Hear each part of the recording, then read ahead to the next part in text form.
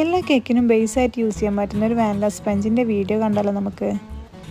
അതിനായിട്ട് ഞാൻ 4 എഗ്ഗും 1/4 teaspoon vanilla എസൻസും ഒരു പിഞ്ച് ഉപ്പും സ്റ്റാൻഡ് മിക്സറിലിട്ട് ബീറ്റ് ചെയ്യാൻ വെച്ചിട്ടുണ്ട്.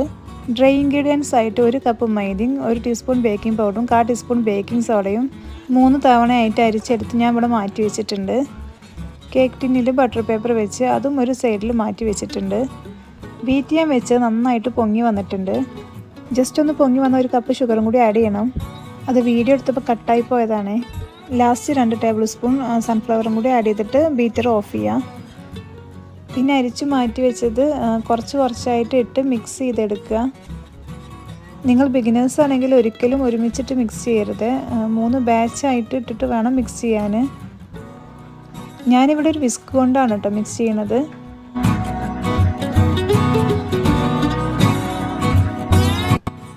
അപ്പോൾ ഇത് നന്നായിട്ട് മിക്സ് ആയിട്ടുണ്ട് കേട്ടോ.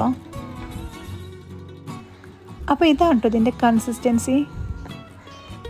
ഇതിലേക്ക് ഞാനൊരു ഇളം ചൂടുവെള്ളമാണ് കേട്ടോ ഉപയോഗിക്കുന്നത്. പാലുണ്ടെങ്കിൽ അത് ഉപയോഗിക്കാം.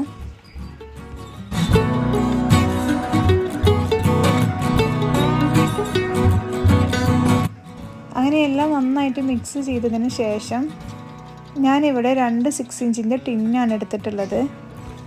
എനിക്ക് 1 kg ടോൾ കേക്കിനായിരുന്നു ഓർഡർ. അതുകൊണ്ട് 2 6 ഇഞ്ചിൻ്റെ ടിന്നിലായിട്ട് പകുതി ഒഴിച്ചിട്ടാണ് കേട്ടോ ഞാൻ ബേക്ക് ചെയ്തെടുക്കുന്നത്.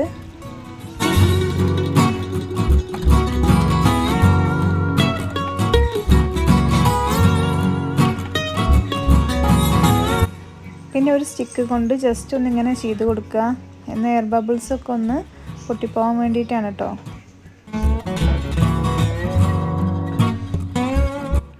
പിന്നെ ടിന്നൊന്ന് ടാപ്പ് ചെയ്തതിന് ശേഷം 160 ഡിഗ്രിയിൽ 10 മിനിറ്റ് പ്രീ ഹീറ്റ് ചെയ്ത ഓവനിൽ ഒരു 30-35 മിനിറ്റ്സ് ബേക്ക് ചെയ്യാൻ വെക്കുക.